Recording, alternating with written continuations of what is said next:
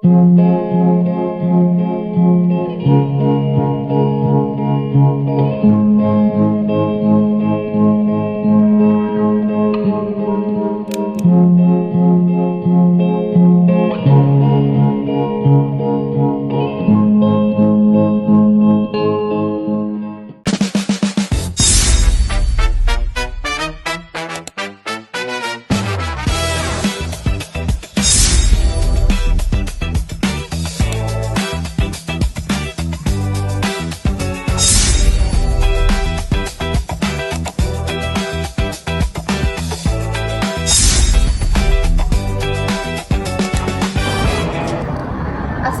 warahmatullahi wabarakatuh. Nah, di sini kami dari kelompok 3, saya Asmidia sebagai murid, Saya Kesha Maharani Semorangkir sebagai guru. saya Rizky Amelia sebagai murid. Nah, jadi di dalam praktek mengajar ini kami menggunakan media pembelajaran yaitu diorama siklus air. Nah, dalam pembelajaran ini kami menggunakan model problem based learning. Maka dari itu, saksikan video kami.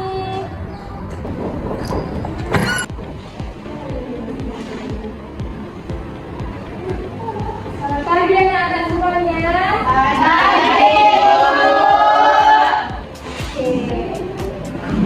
Sebelum kami mulai pembelajaran, kita berdoa terlebih dahulu agar pembelajaran kita berjalan dengan lancar, oke? Berdoa menurut agama dan pekerjaan masing-masing. Berdoa dimulai.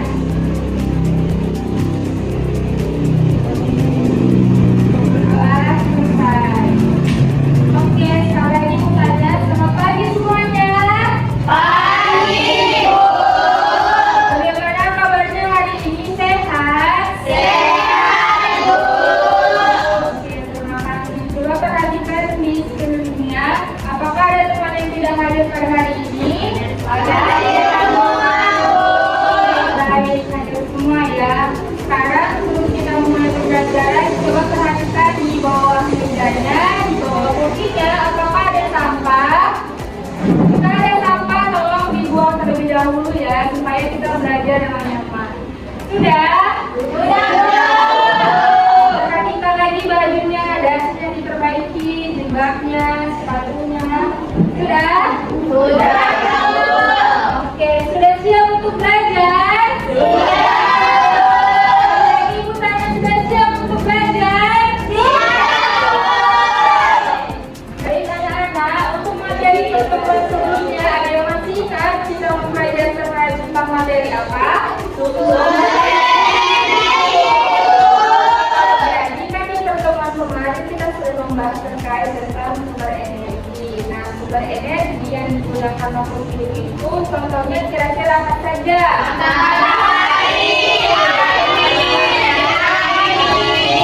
Oke, ada yang mengatakan matahari, air, angin. Nah, jadi sumber energi yang paling banyak digunakan oleh manusia sebagai makhluk hidup itu adalah air. Nah, jadi air ini biasanya kalau misalnya kalian gunakan dalam kehidupan sehari-hari, air itu biasanya digunakan sebagai apa?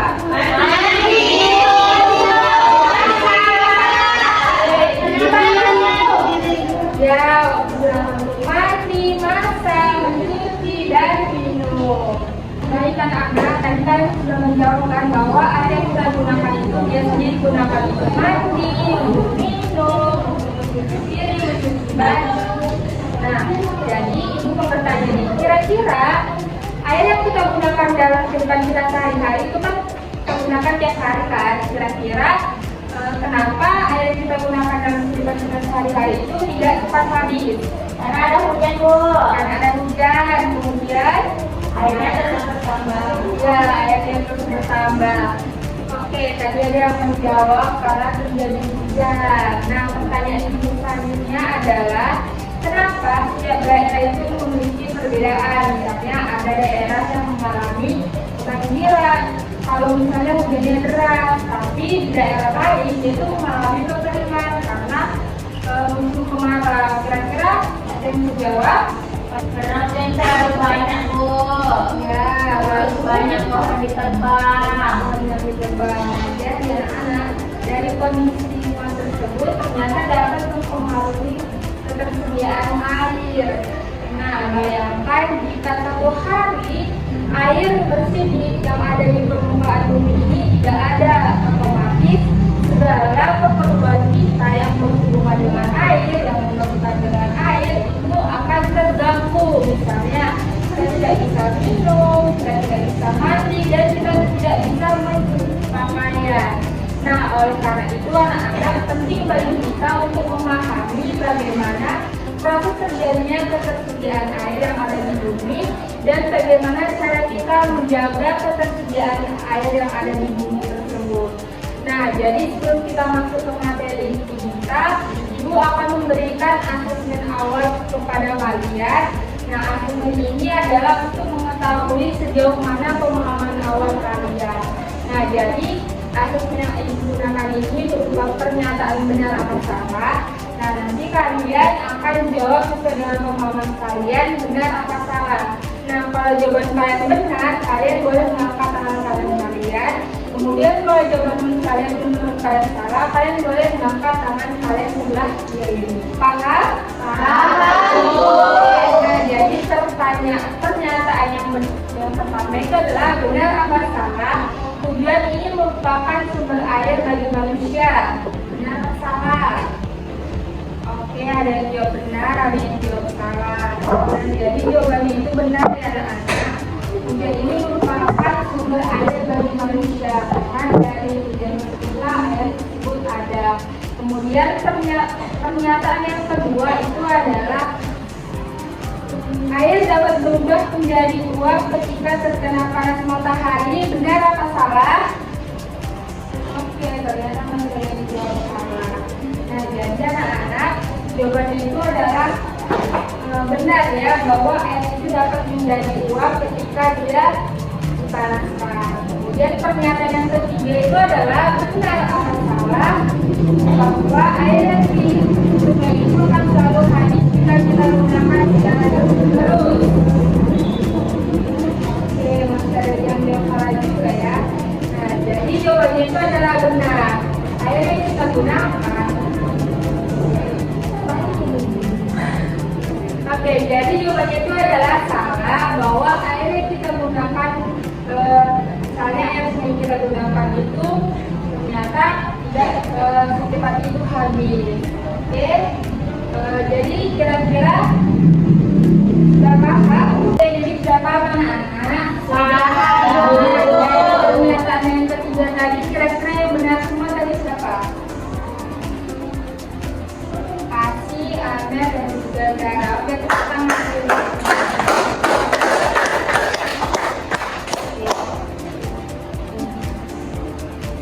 Nah, bagi anak-anak, jadi untuk materi kita pada hari ini itu adalah terkait dengan siklus air. Dan tujuan pembelajaran kita pada hari ini adalah kalian diharapkan mampu menganalisis hubungan antara siklus air dengan komponen yang ada di lingkungan. Nah, lalu sebenarnya apa sih siklus air itu? Nah, jadi anak-anak, siklus air itu merupakan proses yang terjadi di mana proses perputaran air yang ada di bumi itu terjadi melalui berbagai proses. Nah, jadi secara keseluruhannya siklus air ini merupakan proses terbentuknya air yang ada di bumi, kemudian naik ke atmosfer, lalu turun lagi kembali ke bumi. Nah, lalu ada pun beberapa tahapan atau proses yang terjadi pada siklus air ini. Ternyata ada beberapa tahapan.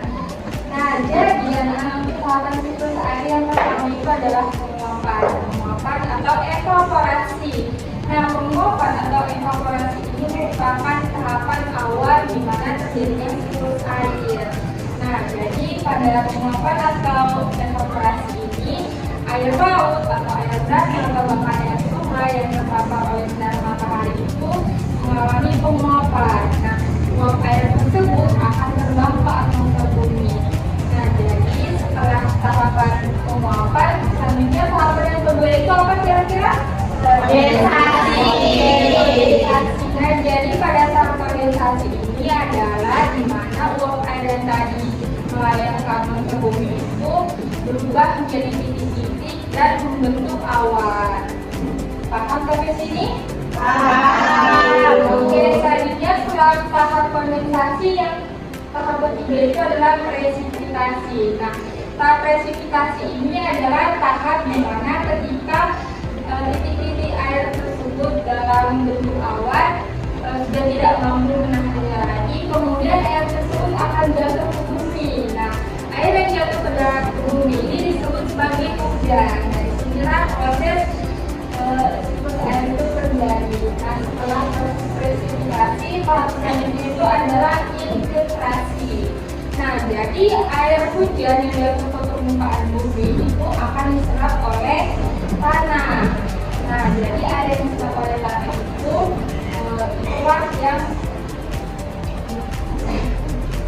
yang diserap oleh tanah. Nah, kemudian setelah tahap infiltrasi itu, selanjutnya itu akan masuk ke tahapan aliran permukaan. Jadi setelah air hujan tersebut dialirkan sungai ke danau ke belakang laut.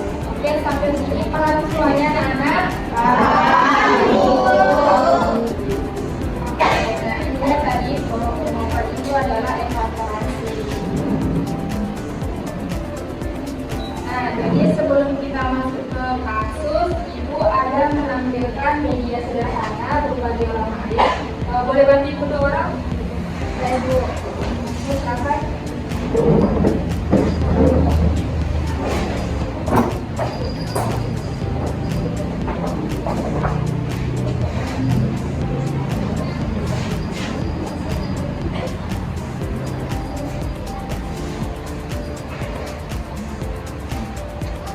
Baik anak-anak, nah jadi perhatikan semuanya ke depan. Untuk tahapan pertama dalam siklus air tadi apa tadi? Evaporasi atau penguapan. Nah, evaporasi atau penguapan ini adalah keadaan di mana air laut, air sungai atau air danau ketika terkena matahari dia akan mengalami penguapan. Nah, penguapan tersebut boleh kita tunjukkan bahwa nanti air tersebut akan mengalami penguapan. Nah, jadi setelah penguapan tersebut masuk ke tahap yang kedua. Tahap yang kedua tadi apa? Kondensasi. Nah, tahap kondensasi itu di mana uap air atau uap yang dari air tersebut terbang ke atmosfer, dia akan mengalami titik-titik air dan membentuk awan. Nah, jadi titik-titik air itu akan membentuk awan. Oke, jadi tahapan yang ketiga itu adalah tahapan presipitasi. Nah, tahapan presipitasi ini tahapan di mana titik-titik air yang sudah ada di awan tersebut sudah tidak mampu menahan, maka dia akan menurunkan hujan. Nah, proses terjadinya siklus air ya. Nah, jadi air hujan yang turun ke bumi tersebut akan dialirkan ke sungai, ke danau, atau ke tanah. Oke, sampai di sini sudah paham semuanya? Sudah, Ibu. Terima kasih ya, Ibu. Pertama dulu semuanya. Oke, selanjutnya Ibu akan menampilkan. Nah, coba satu orang baca tentang ini. Baru, ya. Jawaban mengakibatkan terjadinya banjir kecamatan Prabowo dan sekitarnya, Bu. Oke, terima kasih Ibu Sada. Jadi anak-anak dari kasus ini Ibu mau kalian analisis apa penyebabnya, bagaimana solusinya. Nah, jadi Ibu akan membagi kalian dalam 3 kelompok. Maksudnya tadi yang 2 orang jawabannya tadi benar di asesmen awal. Nah, dia akan menjadi ketua kelompoknya. Nah, jadi ini kelompok 1.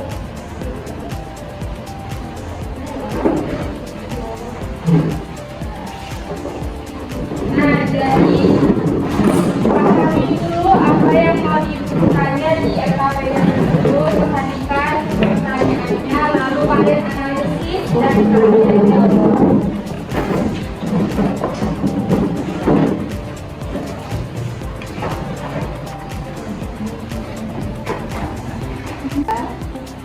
mau ditanya?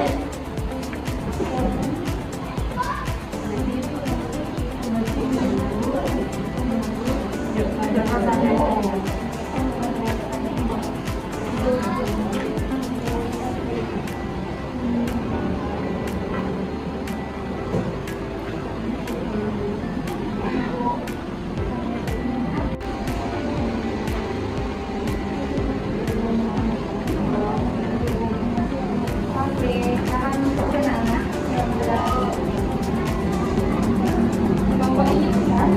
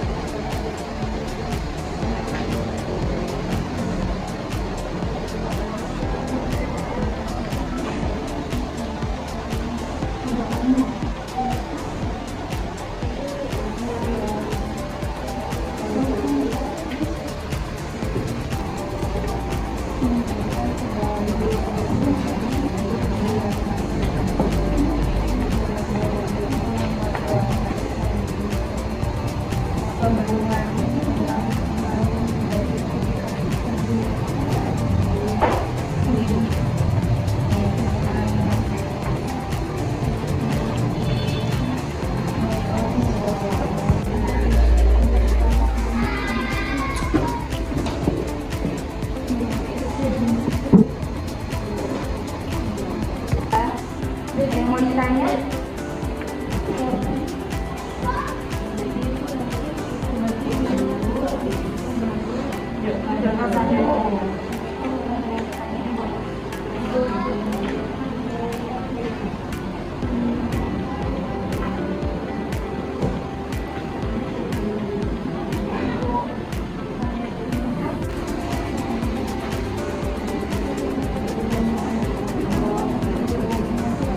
Oke, sekarang untuk anak yang berada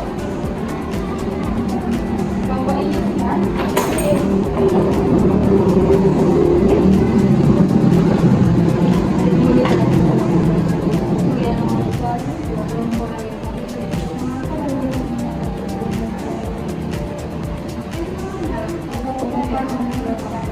Semuanya udah. Oke, silakan satu kelompok mempresentasikan gimana hasil diskusinya. Silakan ya.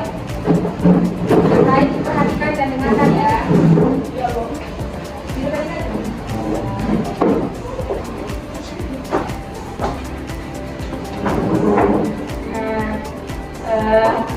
Di sini kami akan menjawab pertanyaan diskusi nomor 1.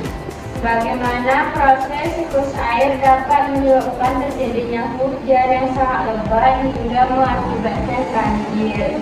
Jadi jawaban dari kelompok itu, dalam siklus air, panas matahari itu akan menyebabkan air di laut, sungai, dan danau menguap ke atmosfer atau terjadi proses evaporasi. Nah, uap air ini kemudian naik dan mengalami kondensasi sehingga membentuk awan. Ketika jumlah uap air yang dikumpul sangat banyak, awan menjadi jenuh dan terjadinya presipitasi atau berupa hujan. Nah, jika hujan turun dengan intensitas tinggi dalam waktu yang cukup lama, jumlah air yang jatuh ke permukaan bumi ini akan melebihi kemampuan tanah dan sungai untuk menampung air tersebut. Nah, akibatnya air akan meluap dan menyebabkan banjir seperti yang terjadi di Kecamatan Tambora pada kasus yang sudah disediakan. Jadi dari pertanyaan nomor 1 dari kelompok yang lain, apakah ada yang mau ditambahkan atau ditambahkan?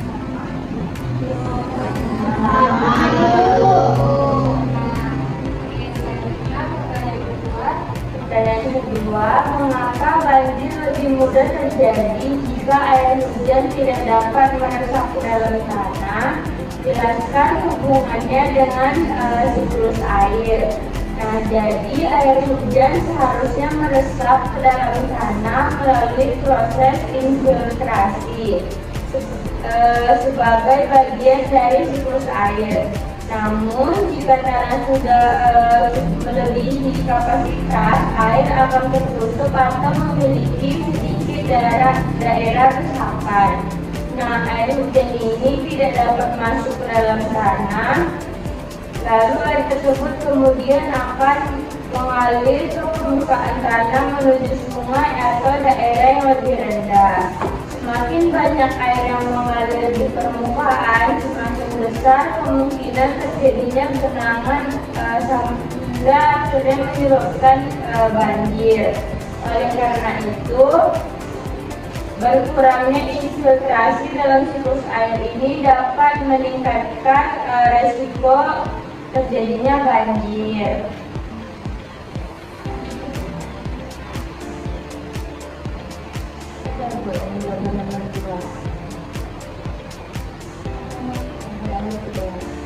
Nah, yang nomor 3 itu, apa saja upaya yang dapat dilakukan masyarakat untuk mengurangi risiko banjir berdasarkan pemahaman tentang siklus air. Nah, jadi beberapa upaya yang dapat dilakukan masyarakat itu antara lain, yang pertama itu menanam pohon dan menjaga kelestarian hutan agar air hujan lebih banyak meresap ke dalam tanah. Lalu ada membuat sumur resapan atau biopori untuk meningkatkan infiltrasi air. Lalu tidak membuang sampah ke sungai dan aliran air agar aliran air dapat tetap lancar. Lalu bisa mengurangi penggunaan permukaan kedap air seperti beton yang berlebihan. Nah, dengan memahami siklus air ini, masyarakat ini dapat membantu menjaga keseimbangan lingkungan sehingga risiko banjir dapat dikurangi. Sekian dari kami. Terima kasih tepuk tangan. Nah, jadi dari pertanyaan, oke, kalian pertanyaan di bertanya bagaimana. Jadi pertanyaan pertama itu kan ditanya bagaimana proses siklus air ini dapat menyebabkan terjadinya hujan yang sangat lebat hingga mengakibatkan banjir.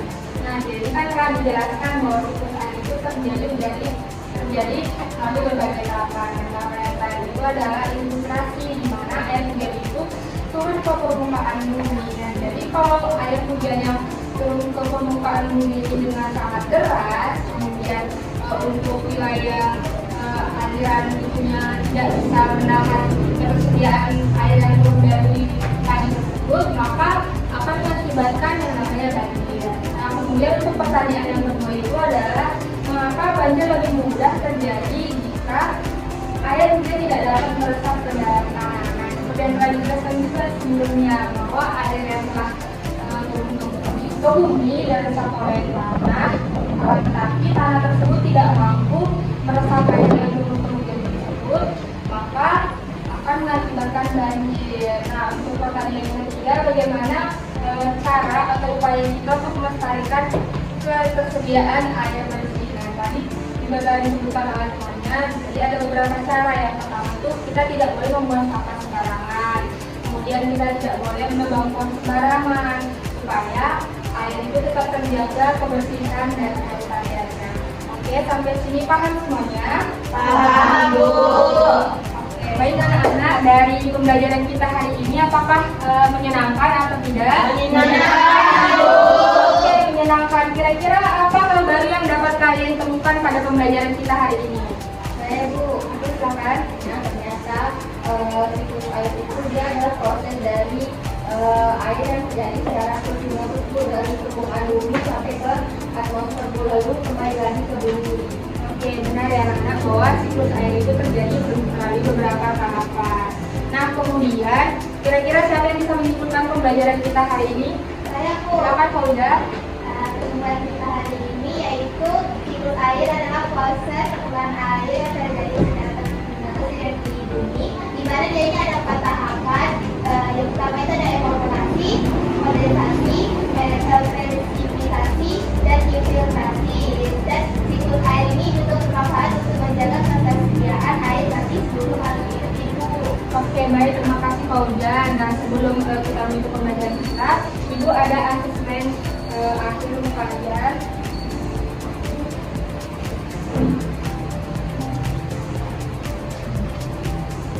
Nah, jadi asesmen akhir ini adalah berupa kuis. Nanti di depan ini kan ada beberapa pertanyaan. Nah, kalian boleh siapkan lembar kertas untuk menjawab pertanyaan tersebut.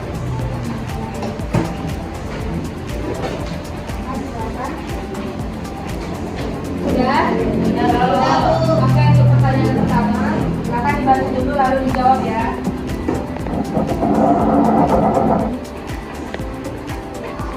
Oke, selanjutnya pertanyaan kedua. Silakan dijawab, langsung di kertasnya.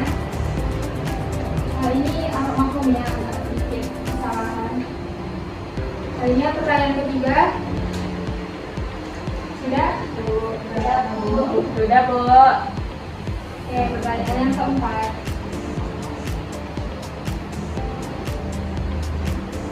Ya? Pertanyaan terakhir. Sudah, Bu. Sudah? Yakin? Yakin. Coba periksa dulu jawabannya.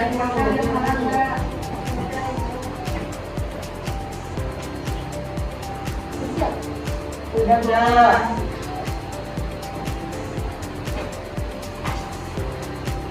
Oke, yang sudah silakan dikumpulkan. Oke.